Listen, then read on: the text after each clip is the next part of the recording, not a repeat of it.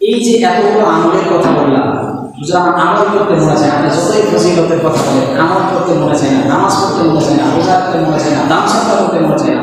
এই 10টা কিন্তু আমলের সঙ্গে কোরআন তেলাওয়াত করবেন, রোজা রাখবেন, দান সদকা করবেন, তাসবিহ তাহলিল করবেন, বিভিন্ন আমল করবেন। আমলের সঙ্গে 10টা রাখতে কাটালে বেটার উত্তম।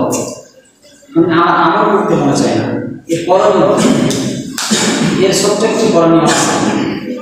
যদি কোনো মানুষের দেহে রোগ হয়, অসুস্থতা দেখা দেয়, তাহলে তাকে কি করতে হয়? ডাক্তারের শরণাপন্ন হতে হয়, ওষুধ সেবন করতে হয়। এই দেহের মধ্যে যদি কোনো অসুস্থতা দেখা দেয়, তাহলে ডাক্তারের শরণাপন্ন হয়ে ডাক্তারের পরামর্শ নিয়ে তাকে ট্রিটমেন্ট করতে হয়, ওষুধ খেতে হয়।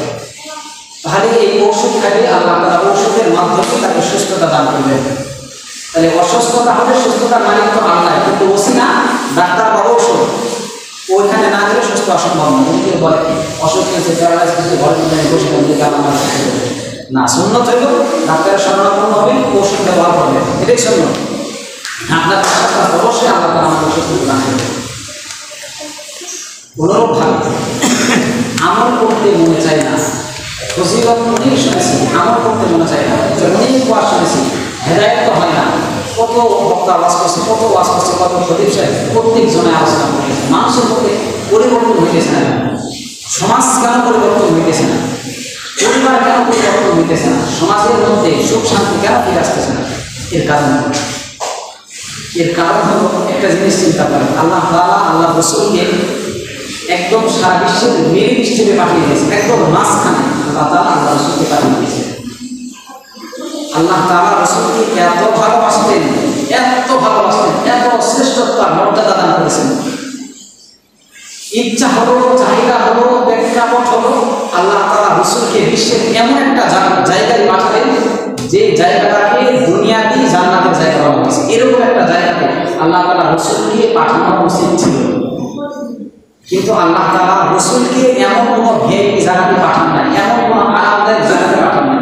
যারা সৌদি আরবে গেছেন, মক্কা মদিনায় গেছেন, তারা গেছেন। সৌদি আরবের মাটি যে কত কঠিন, পাথর পাথর, মরুভূমি, ধুধু মরুভূমি, বালি পাথর, কি করুন। আল্লাহ তাআলা রাসূলকে ঠিক এই মাঝখানে পাঠিয়েছেন, এই উত্তপ্ত বালির মধ্যে, পাথরের মধ্যে পাঠিয়েছেন। পা দিলে পা একদম মিনিটের মধ্যে ফোসা পড়ে যায়, পা ফোসা পড়ে যায়। আল্লাহ তাআলা রাসূলকে এইখানে কেন পাঠালেন? দুনিয়ার মধ্যে জান্নাত খানাকে যেটা বলা হয়, দুনিয়ার মধ্যে যেটা বলা হয় এটা জান্নাত, দুনিয়ার একটা জান্নাত, এটা হলো কাশ্মীর। কাশ্মীরকে জান্নাত বলা হয়, কাশ্মীরের একটা অংশ, যেটা অনেক দ্বন্দ্ব চলে, সব সময়। যদি কেউ জান্নাত দেখতে চায় তাহলে সে যেন কাশ্মীরে যায়। রাসূলের অসংখ্য হাদিস আছে এই ব্যাপারে, যদি কেউ জান্নাত দেখতে চায় তাহলে সে যেন কাশ্মীরে যায়। কাশ্মীরটা হলো জান্নাত, জান্নাতের একটা টুকরা। কাশ্মীরটা হলো কি? জান্নাতের একটা টুকরা। আল্লাহ তাআলা পাঠিয়ে রাসূলকে কাশ্মীরের জমিনে পাঠালেন, কাশ্মীরে পাঠিয়েছেন সৌদি আরবে একটা মরুভূমির মাটি, ইট বালি পাথরের মধ্যে আল্লাহ তাআলা রাসূলকে পাঠিয়েছেন, যেটা পৃথিবীর মাঝখান বরাবর অবস্থিত। আসার পরে রাসূল সাল্লাল্লাহু আলাইহি ওয়াসাল্লাম সর্বপ্রথম যে কাজ করেছেন, সর্বপ্রথম রাসূল সাল্লাল্লাহু আলাইহি ওয়াসাল্লাম মানুষকে নামাজের কথা বলে নাই, রোজার কথা বলে নাই, হজের কথা বলে নাই, যাকাতের কথা বলে নাই। সর্বপ্রথম আল্লাহ তাআলা দুনিয়াতে আসার পরে মানুষের দিলকে প্রস্তুত করেছেন, মানুষের দিলকে আগে প্রস্তুত করেছেন। এই দিলের মধ্যে আপনি ইমানের বীজ বপন করেছেন। মানুষের দিল যদি ঠিক হয়ে যায়, সব ঠিক হয়ে যাবে। মানুষের দিল যদি প্রস্তুত হয়ে যায়, সব ঠিক হয়ে যাবে। এই জন্য আমল করতে মনে চায় না, এর সমাধান হলো নিজের দিলকে আগে প্রস্তুত করে, নিজের দিলের মধ্যে ইমানের নূর, আল্লাহর ভালোবাসা নিয়ে আসে। আর আরেকটা গুণ অর্জন করে, সেটা হলো নিজের উপরে মানুষকে প্রাধান্য দেওয়ার গুণ অর্জন করে, নিজের উপরে মানুষকে প্রাধান্য দেওয়ার গুণ অর্জন করে। দুইটা গুণ, একটা নিজের মনের মধ্যে, কলবের মধ্যে, অন্তরের মধ্যে আল্লাহর নূর, আল্লাহর ভালোবাসা, ইমানের নূর, ভালোবাসা নিজের অন্তরের মধ্যে আনে। আর পাশাপাশি আরেকটা গুণ আনে, সেটা হলো নিজের উপরে অন্যকে প্রাধান্য দেওয়ার গুণ নিজের মধ্যে নিয়ে আসে। যেই সময় আপনি এই গুণটা আনতে পারবেন, নিজের অন্তরের মধ্যে আল্লাহর ভালোবাসা, ইমানের নূর আনতে পারবেন, সঙ্গে সঙ্গে মানুষকে প্রাধান্য দেওয়ার গুণ অটোমেটিকলি আপনার কাছে আসবে, আপনাকে আনতে হবে। যদি আল্লাহর ভালোবাসা, ইমানের নূর অন্তরের মধ্যে আনতে পারেন, নিজের দিলকে প্রস্তুত করতে পারেন আল্লাহর জন্য, তাহলে দ্বিতীয় যে গুণের কথা বললাম, মানুষকে প্রাধান্য দেওয়া, নিজের উপরে মানুষকে প্রাধান্য দেওয়ার যে গুণ, অটোমেটিকলি ম্যাগনেট কানেকশন অটোমেটিকলি আসবে, আপনাকে আনতে হবে। আর ওই গুণটা যখনই আসবে, তখনই সমাজ পরিবর্তন হবে, আপনার বলতে না নামাজ পড়েন, আপনাকে বলতে না কোরআন পড়েন। অযথা একাই নামাজ পড়তে দাঁড়ায় একা কোরআন পড়া করেন, আপনাকে বলতে হবে।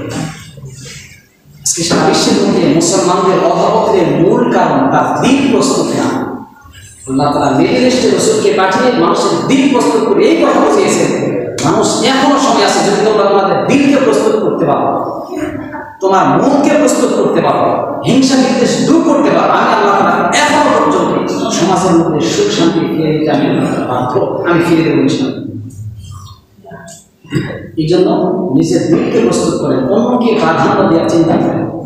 জীবনে তো বহু 2 নম্বরের কাজ করছে, অনেক ধান্দাবাজি করছে, সমস্ত ধান্দাবাদকে মানুষকে প্রাধান্য দেওয়ার করে নিয়েছে।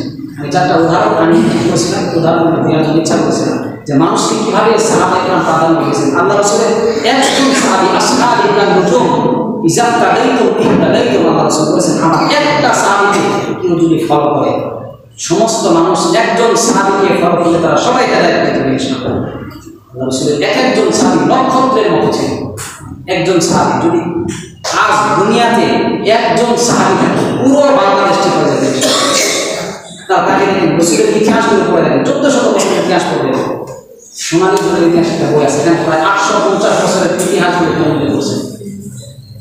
কিতাবগুলো পড়তে দেখবেন, একজন সাহাবী পুরো মদিনাকে ঠিক করে ফেলেছেন। একজন সাহাবী মক্কা থেকে মদিনা, মদিনা থেকে মক্কা, ইয়ামান থেকে সোনা, সোনা থেকে ইয়ামান পর্যন্ত একজন যুবতী মেয়ে না, সুন্দর রমণী একজন মেয়ে, একা রাত্রেবেলা একা কাপড় খুলে চেহারা করে একা রওনা করছে রাত 3টা বাজে, 700-800 কিলোমিটার দূর মক্কা থেকে মদিনা। কোনো যুবক তার দিকে তাকাইতে সাহস পায় নাই। আল্লাহ রাসূল এমন একটা সমাজ মানুষ উপহার দিয়েছেন, এর একটাই কারণ সাহাবীদের দিলকে প্রস্তুত করেছিলেন। এখনো পর্যন্ত আমরা যদি আমাদের দিলকে প্রস্তুত করতে পারি, ইনশাআল্লাহ আল্লাহ তাআলা আবার দুনিয়াতে আমাদের দেশের অবস্থা ঠিক করে দেবেন, দেশের পরিবেশ পরিস্থিতিকে ঠিক করে দেবেন, শৃঙ্খলা করে দেবেন, মানুষকে আবার আল্লাহ তাআলা হেদায়েত দান করবেন যদি মানুষ দিলকে প্রস্তুত করতে পারে।